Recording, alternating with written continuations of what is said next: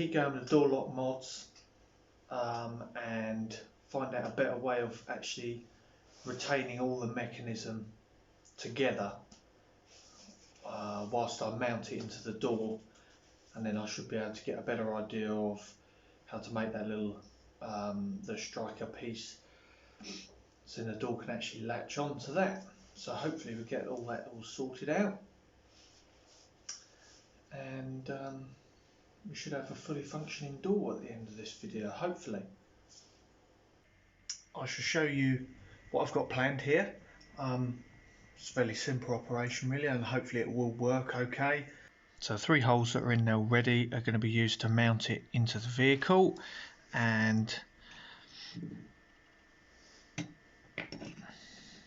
it looks like I've got enough clearance here to run possibly 4 bolts in here, all the way along there, and that should hold it all together nicely.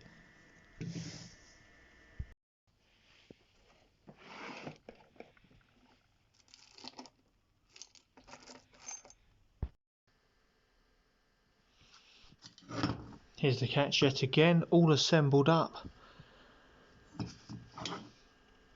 It's actually slightly easier to put together like that as well. The only thing is now I have a clearance issue with these 2 front bolts. So what I'm going to do, I'm going to whiz these heads off one at a time, and I'm actually going to weld the bolt into this backing, so it's basically a captive or a stud in which you can just wind the nylock nuts onto, and then it should sit flat into the car.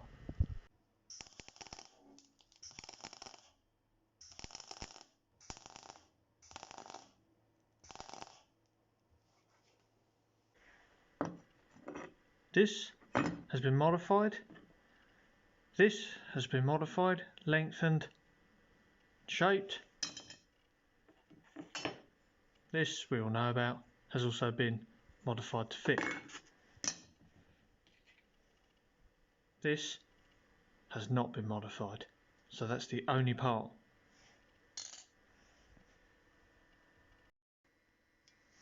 How could I forget? This has also been modified.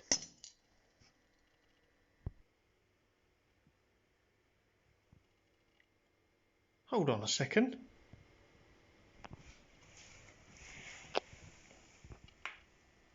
That's got a catch in.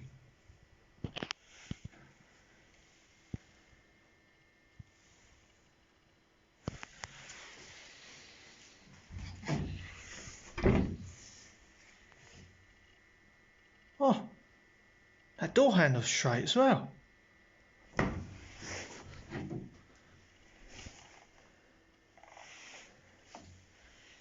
don't know how that happened. Also, another problem that I can feel coming up fairly soon is that the door is very obviously flimsy. See it twisting around like that. Initially I wasn't going to cover this, but I think at the very least some clear perspex maybe around the outside will give it that bit of extra strength and hopefully stop the door from twisting, because at the moment, crash bang, it's all fairly well aligned, but it just needs a little twist because it's catching at the top there. Once it's twisted like that, it fits flipping brilliant.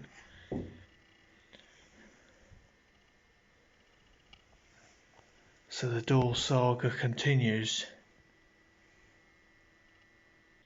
But on the plus side, that is pretty much done. I've got just about enough clearance, so I shouldn't have an ugly, massive great box sticking out of here.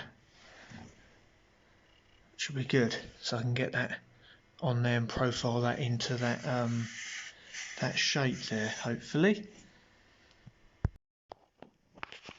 So on the inside, I'm going to have to machine a little spacer in there to ensure that lock is pulled nice and straight when you tighten it up.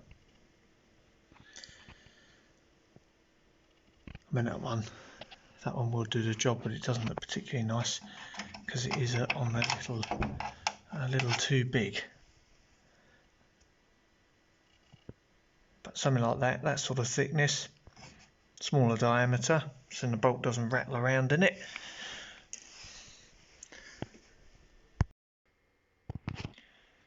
Also, while we're on the subject, on the inside of this you'll see empty cavity where the bolt goes through.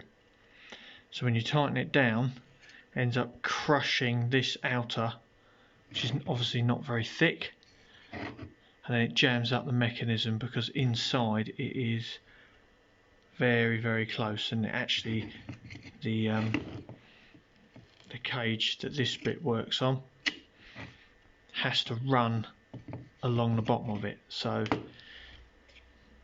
any little change in this not being flat causes it to jam every now and then. So like I say, make up some spaces to go in here, and the same on this, stop it from being crushed. What I now need to do is to make a start on where the lock is actually going to latch into on the actual frame of the car. So we'll have to make up a few templates out of some cardboard and then sheet metal, and then go from there.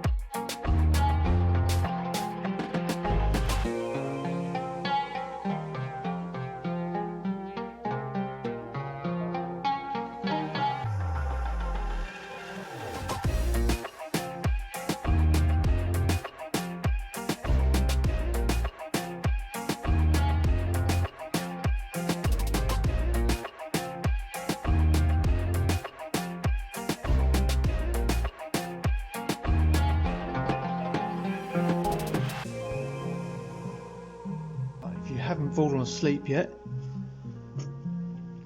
I'm quite happy with the progress that's been made on here. So as you can see, I had to make a little extension piece or a brace between the two. So when I put it together, I thought, oh dear, they're going to spin as soon as I undo those. So I'm glad I found that out before I welded it to the car, otherwise that would have been a very, very big oops. Prime it, paint it, and then get it ready to weld it onto the car. And this section here is not flat on the car, so I'm going to have to weld along the top or do a few tacks across the top and then clamp this to the seam down there and then puddle weld it in those holes there.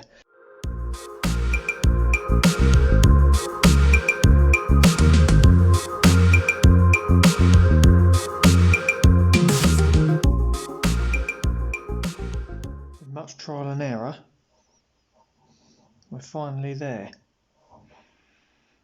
Got a magnet positioned at the top and the bottom there to hold it on. The lock part does line up quite nicely here, and as you know, we've been making the adjuster for this so then you can move it up and down side to side a little bit. It's not a massive amount of movement, but it should do the job.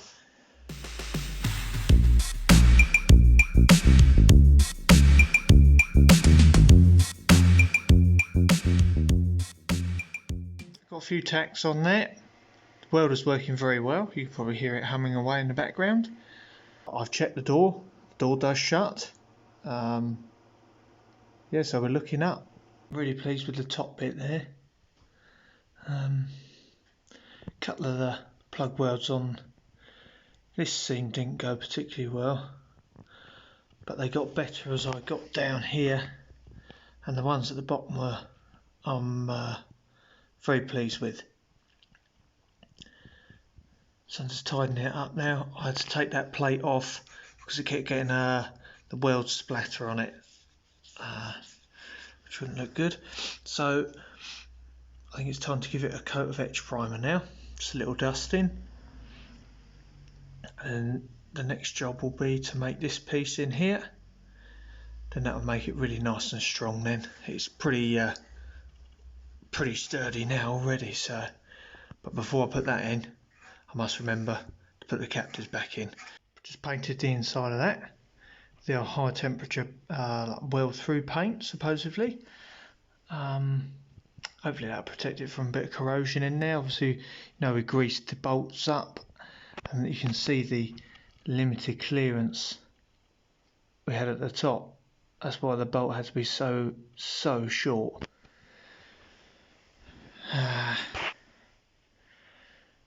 Yeah, there we are. Just cleaned up that edge, ready to weld to. And I'll clean off that etch primer during the week and fill down here, fill in the gaps, and that should look quite nice. It's not going to look factory, of course, but it's going to look alright. I've been thinking about shutting the door from the inside now, which has completely slipped my mind, to be completely honest. And turning the handle to shut it is going to be a bit of a pain when you're in the bucket seat or what have you. So I've ended up cutting 2 slots in here, and you can see I've bent that into a bit of a curve, chopped the end of this off and then shaved it down so that it's much smoother transition between the two. So when you actually get the door done, you're not going to be able to swing slam it, but that is essentially what you're going to be able to do from the inside. Just pull it in, shuts. I'm going to wrap this video up now as the door does actually shut. It's not perfect, I'm afraid. Before, with the test fitting and things like that, could actually get the door to shut by just pushing it manually without having to turn the handle to shut it, which was great. So you could then get inside, pull the door shut, not slam it, but just pull it, and it would work. So then I've welded the piece on the outside to box it all in. Looked really, really good. Very happy. It welded okay, and it all went down all nice and smooth. I should have done a little video of that. Anyway, went to shut the door, pushing, wouldn't shut. Okay, so ground it down a little bit more, push it again, still wouldn't shut. It was shut by twisting the handle, but not by pushing it. And you can see it was just sticking out just a little too much. So ground it down a little bit more, tapped it with the hammer, kept the shape, and yeah, it's just it's gone a bit wrong now. So I wanted to show you all, you know, warts and all. When you're building cars, goes wrong, and it does go wrong a lot, but it will go right eventually. So you can be from up here to yes, I've nearly done it, I can get on with something else, to hit the floor. Not good. I'll show you what's happened. As you can see from this area here, right, the welding down here is not the best, but it's done the job. But here it went really, really well. Even up here where we obviously got the blown holes now, this is where it was concaved out, where you could push the door shut. And so I ground it down, didn't obviously realise quite how thin I was grinding it down. Think, oh, I better start tacking it up again, and it just blew holes straight through it. So I've now got to make up a bit of metal to go in there. But everything does happen for a reason, so I could probably make it a bit better this time. Scoop that out more, I could put a piece, chop this bit out, the messy bit, follow that profile around there, and then box it back in. Thanks again for watching. Hopefully you've enjoyed it. I've been playing around with editing, trying to get it a bit better, make it a bit more interesting to watch. Thank you everyone that has subscribed. If you haven't, maybe consider subscribing and keep up to date with what's going on. And maybe you can count how many more mistakes get made as well. You never know, there might be a few more. Yeah, thank you to everyone that stuck with it, and maybe I'll see you again next time.